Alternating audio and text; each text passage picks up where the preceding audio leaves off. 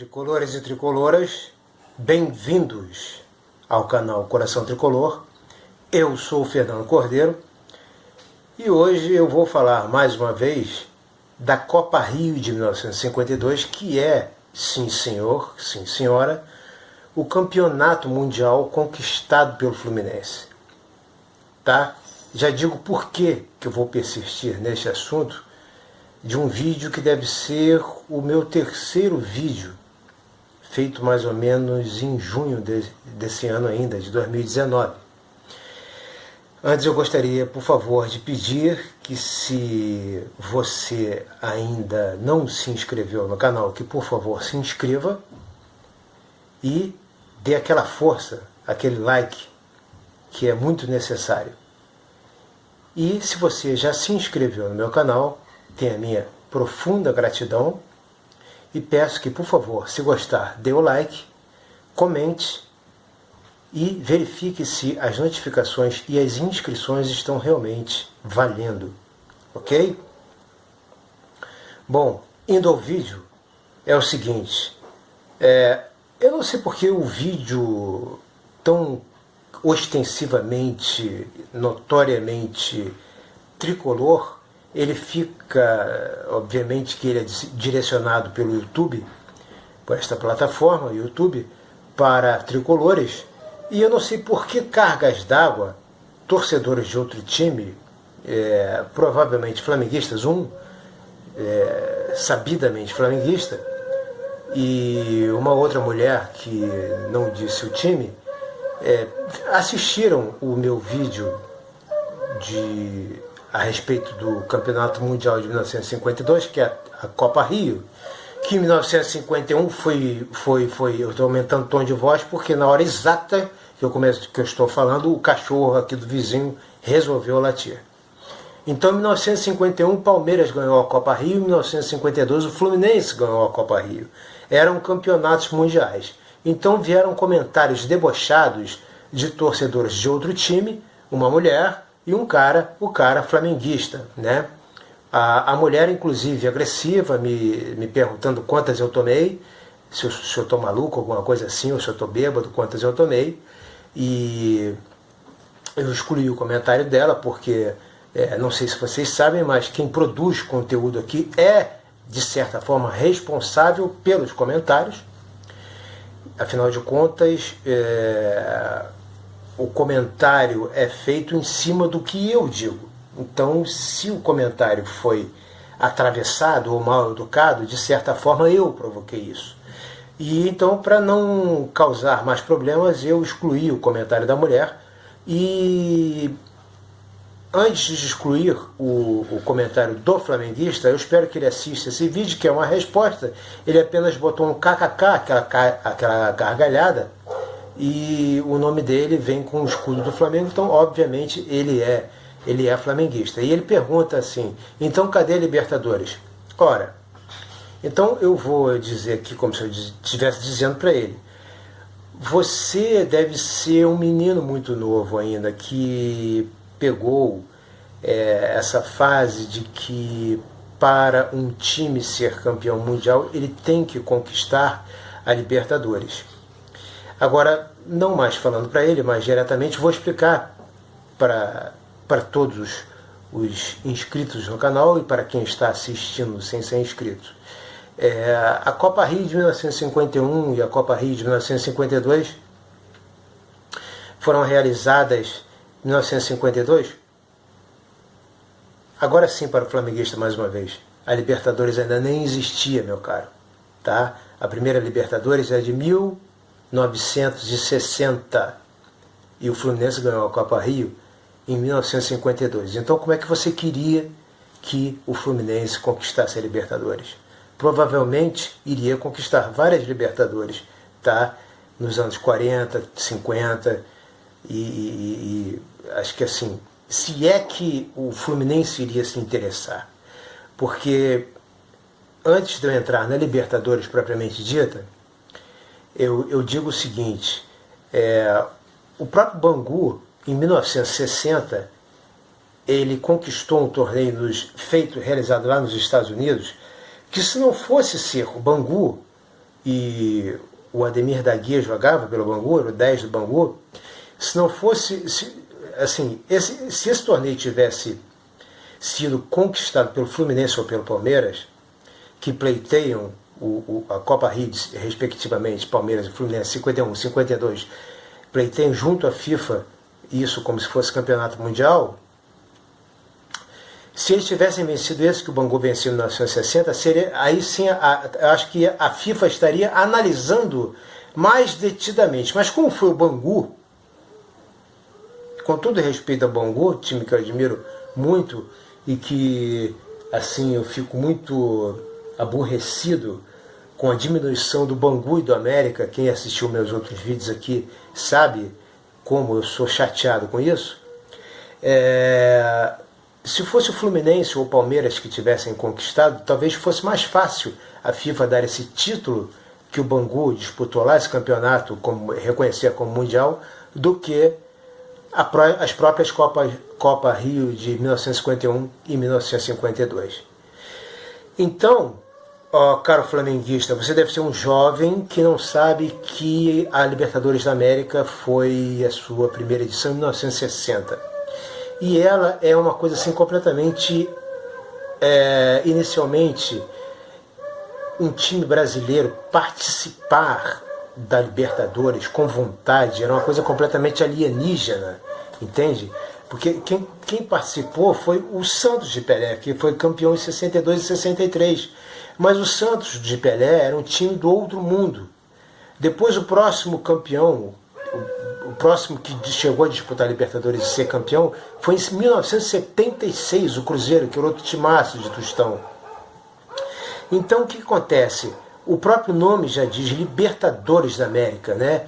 É um torneio eminentemente feito para os países de língua espanhola, para a América Latina, hispânica, para a América Hispânica. Então, para vocês que não sabem, antes das televisões começarem a mostrar a Libertadores ao vivo, a Libertadores era uma verdadeira carnificina desses times da Argentina, do Uruguai, do Paraguai, contra os brasileiros. Os caras entravam solando, entravam para matar, entende? A própria Sul-Americana foi a Sul-Americana de 2009, se eu não me engano, que o Fluminense participou, acho que contra o Cerro Porteño. O Fluminense ficou preso mais de uma hora no centro do gramado, sendo cercado pela polícia, porque queriam invadir, porque o Fluminense ganhou desse time, se eu não me engano, foi do Cerro Porteño. Então, e transmitido ao vivo. Imagine na época que não havia transmissão. Todo mundo falava. A Libertadores era campeonato feito para os Libertadores da América, né? Em homenagem a Simão Bolívar, o Libertador da América. Então, por isso que ela tem esse nome. Então, é eminentemente para clubes, para times hispânicos.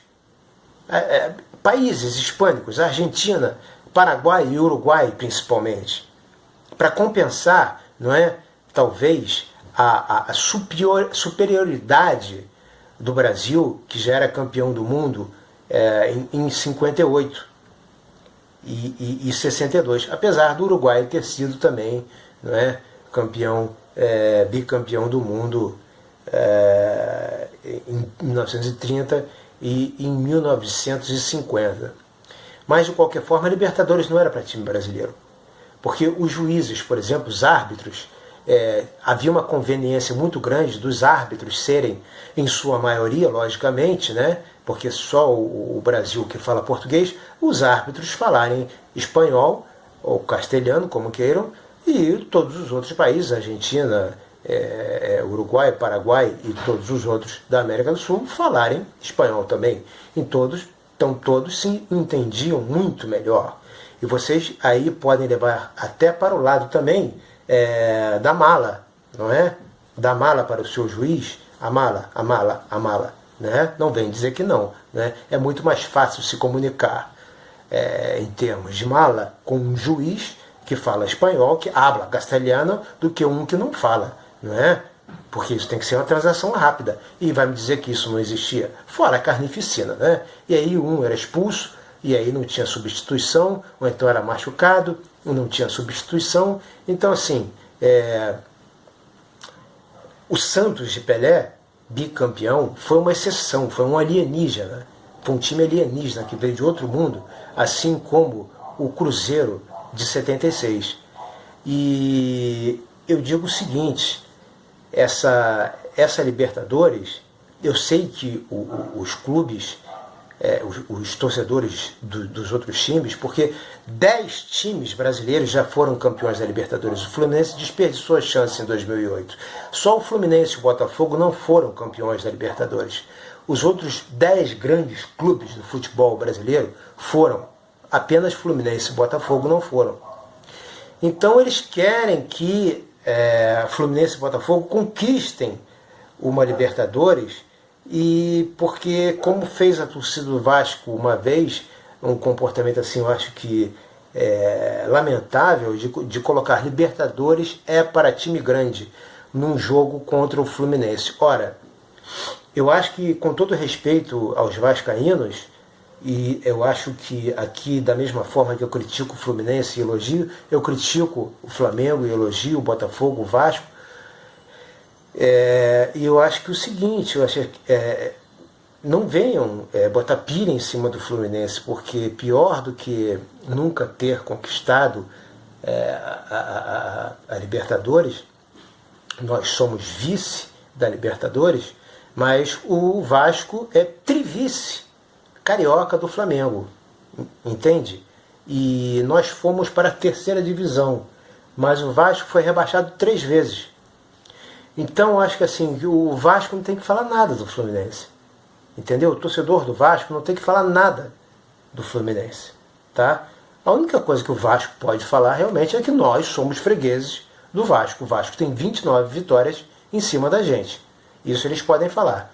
Mas em relação a ser uma mancha negra no currículo do Fluminense, nunca ter conquistado a Libertadores, nós somos vice. E vocês, vascaínos, são os vascaínos, se tiver algum vascaíno aqui assistindo, são os reis do vice, né? Inclusive esse trivice para o Flamengo, assim, acho que é a coisa mais vexatória, né? Além de 3 vezes rebaixado para a segunda divisão também. Então, os vascaínos não têm o que criticar o Fluminense com relação a isso. E, por falar em arbitragem na Libertadores, sendo transmitida ao vivo a Libertadores de 2008, e eu não consegui ingresso para essa decisão contra a LDU, o Fluminense, na decisão de pênalti, por pênalti, o juiz, assim, completamente a favor da LDU, com aquele Cevallos, aquele palhaço daquele goleiro da LDU, catimbando o tempo todo, e o juiz teve um lance em que o juiz apitou, o juiz apitou, o Cevallos estava falando para ele não apitar, que ele estava com dor, que ele ia cair no chão. Quando o juiz apitou, ele caiu no chão fingindo que estava machucado. O Thiago Neves bateu, gol. E aí depois o juiz voltou, isso não existe. E aí o Thiago Neves bateu o pênalti e perdeu. E aí depois, acho que o Conca já tinha perdido, aí o último pênalti o Washington perdeu, e aí nós perdemos para a LDU. Sabe, eu acho assim, isso foi um vexame total, e mais vexame ainda foi ninguém do Fluminense entrar em campo, porque uma vez que o juiz tenha apitado para o Thiago Neves bater, não importa, foi gol, acabou. Ele que tivesse saído do gol e ido até o juiz, e impedido o juiz, ou se jogasse no chão antes do apito do juiz. Mas depois que o juiz apitou, não, entendeu? Renato Gaúcho era o treinador do Fluminense, não fez nada, dirigente algum do Fluminense fez nada, aí é que tá. Aí é que eu elogio, se algum vascaíno estiver assistindo aqui, da mesma forma que eu critico, eu elogio também. Se fosse o dirigente do Fluminense, o Eurico Miranda invadia aquele jogo ali e para tudo. Enquanto o senhor não validar esse pênalti, porque o senhor apitou e o Thiago Neves fez o gol, não vai, ninguém sai daqui. Fazer igual o Cerro Porteño fez com a gente. Ninguém sai daqui. Se fosse o Eurico Miranda, o dirigente. Um dos maiores dirigentes que mais fez por um clube. Assim, não existe. Assim, acho que nenhum dirigente fez mais pelo Vasco do que o Eurico Miranda fez pelo Vasco. Se fosse o Kleber Leite do Flamengo, que é outro, também tinha invadido aquilo ali, tinha invadido o campo e não tinha prosseguido. Mas o Fluminense não. Entendeu? Às vezes a fidalguia, não é, do Fluminense é o que mais atrapalha. Assim, o Fluminense tem o branco da esperança, tem o sangue do encarnado, o verde da esperança, o sangue do encarnado, o branco é paz e é harmonia. Né? Às vezes o Fluminense é pacífico demais e fidalgo demais. Não, tinha que fazer baixaria. Ali era o momento de se fazer baixaria. Deixar de ser fidalgo. Deixar de ser de esquecer um pouco o branco da paz e da harmonia. Entendem? Então, era isso que eu queria dizer. Antigamente, os campeonatos não eram todos amarrados pela FIFA.